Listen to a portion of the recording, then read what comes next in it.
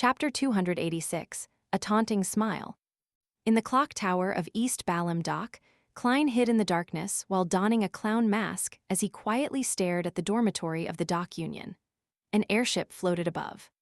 He couldn't see the details of the battle, and he had no way of knowing the developments of the operation in the red brick building. All he could do was endure and determine the situation by observing the changes in the surroundings and the occasional black dot that passed by. Just then, he saw all the gas lamps in the area extinguish. All of them had been extinguished. It was pitch black there. Right on the heels of that, a feeling that left an extremely deep impression on him exploded from the small red brick building. Even from a long distance away, Klein couldn't help but tremble all over. His legs went soft, and he bent his waist. It was the feeling of being looked down upon, a feeling that repressed one's spirit. It was a feeling that was impossible to resist or face. Do not look directly at God. In his adrift thoughts, Klein seemed to recall the time when he was in the hall of the Blackthorn Security Company. It was like when he was about to activate his spirit vision to probe the mental state of Megos and the baby in her womb. That feeling was exactly the same as it was now. No, it's even more extreme and terrifying right now.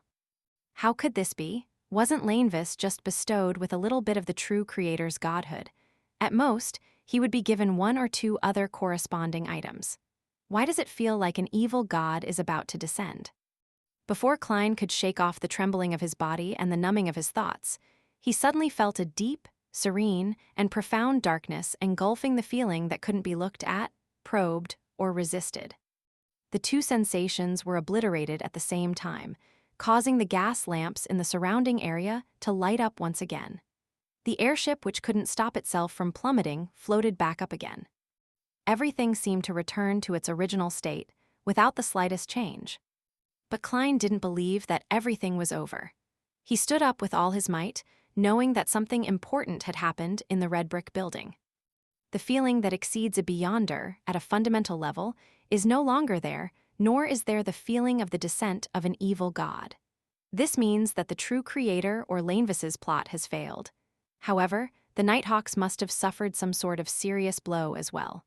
They might not even have much strength left. At that moment, Klein's heart stirred. He quickly took out the spirit pendulum inside his left sleeve, holding it with one hand as he said in a low voice, "Lainvis is no longer dangerous at the moment." After quickly repeating it 7 times, he opened his eyes and saw that the topaz pendant was rotating counterclockwise. However, its frequency wasn't fast, and its amplitude wasn't large. This showed that Lainvis was still a dangerous man, but to a lesser degree.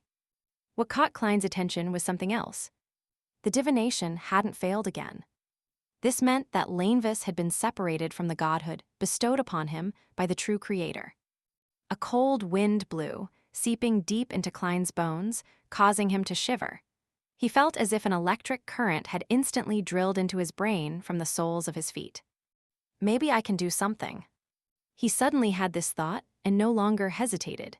He took 4 steps counterclockwise in the dark clock tower and went above the gray fog.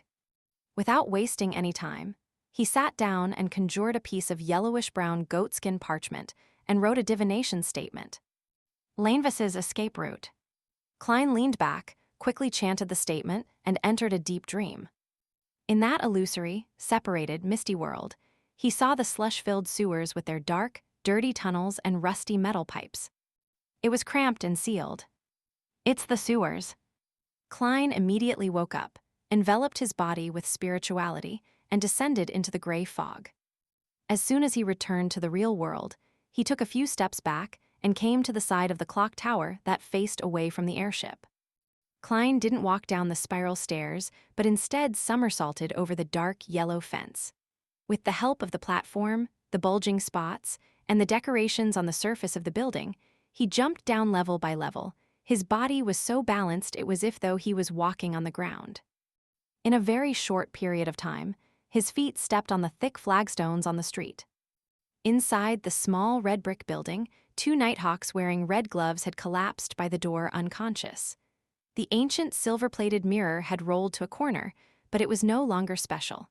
It no longer looked anything like a Grade 1 sealed artifact. However, one could clearly feel that it was recovering bit by bit. Crestet Sesamir was kneeling at an intersection. A stream of tear-like blood streaked down the corners of his eyes. His short, golden-brown hair hung limply, and his standing collars on his trench coat and shirt were in tatters, revealing his relatively sharp chin and his thin, stiff mouth. Gasping for air, a distorted, semi-illusory, and translucent face appeared on each of his teeth. Sesamir braced himself with his left, red-gloved hand on the ground. With difficulty, he straightened his neck and looked straight ahead. Directly in front of him was the staircase to the second floor, above which stood Lainvis, who had his linen shirt completely unbuttoned. Lainvis stood very straight, with the pure white, smooth bone sword stuck in his chest.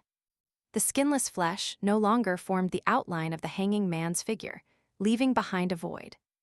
Vaguely, one could even see his back through the hole in Lainvis's body.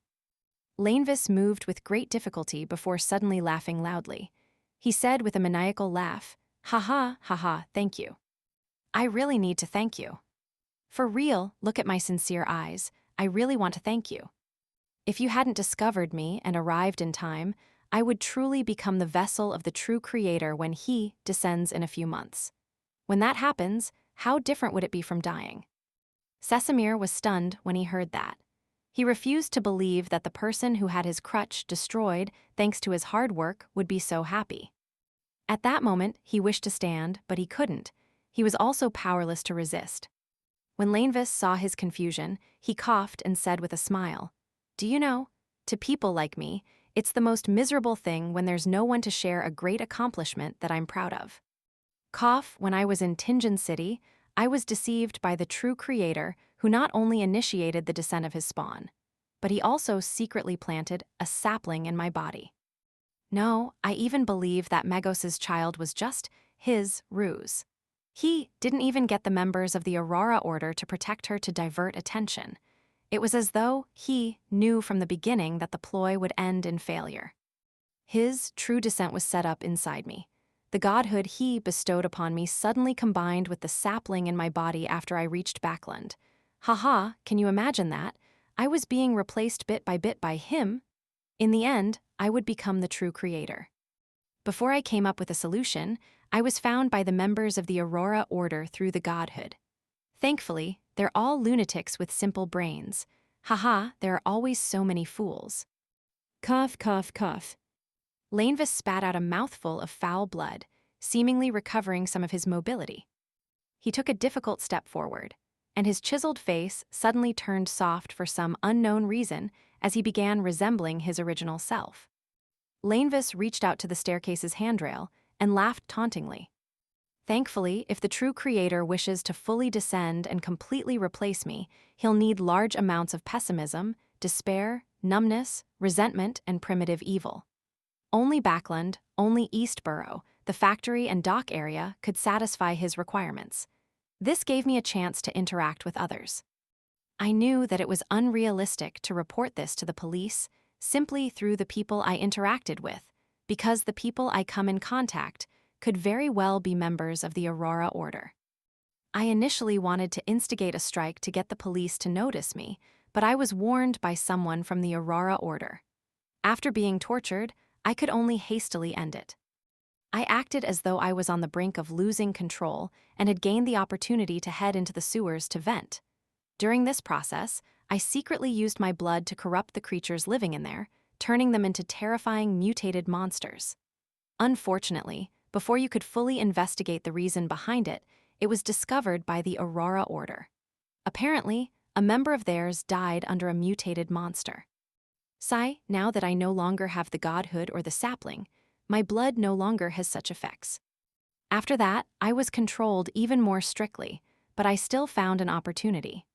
I killed a prostitute and used the cruelest method to attract the attention of the police, but who would have thought that the people of the Aurora Order would disguise the case as part of series of serial murders? I still failed to receive the rescue I needed.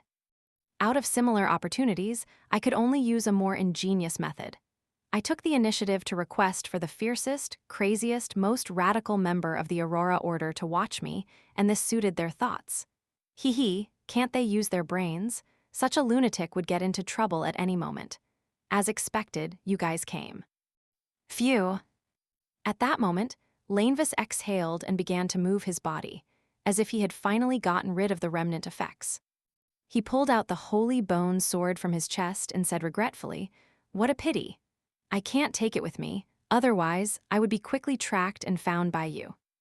After the pure white bone sword completely separated from his body, not a single drop of blood remained from the exaggerated wound. The part that had disappeared didn't seem to belong to Lanevis. Lanevis pressed his right hand against his chest, bowing as he faced Crestet Sesamir and company. "The people on the airship outside should be recovering soon. I can't stay any longer." Thank you very much.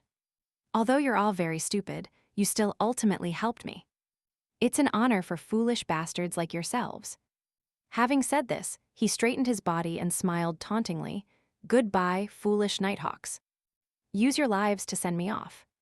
Grasping the bone sword in his hand, he abruptly took a few steps forward, attempting to stab at Crestet Sesamir. But at that moment, his eyelids began to grow heavy, as he felt like collapsing into a slumber. "So you still have some strength. This is troublesome." Lanevis bit his tongue gently and suddenly threw the holy bone sword at the unconscious Nighthawk by the door. "No." Sesamir waved his hand with the strength he accumulated through painstaking means, causing an invisible entity to divert the holy bone sword. Lanevis seized that opportunity and dashed to the side. He somersaulted out the red brick building through the window at the washroom at the end of the corridor. Soon after, he opened a manhole cover along the streets and quickly climbed into the sewers. Lanevis seemed to be very familiar with this place. Even though it was dark, he could still run, jump, and turn, quickly fleeing deep into the maze of sewers. Suddenly, he instinctively stopped and leaned back. Oof! A card had stabbed deep into his right chest, and blood began dripping profusely from its edge. Lanevis looked up, and with his ability to see in the dark, he saw his attacker. It was a medium-sized man in a worker's uniform, wearing a mask with a raised mouth and red nose. It was a happy clown,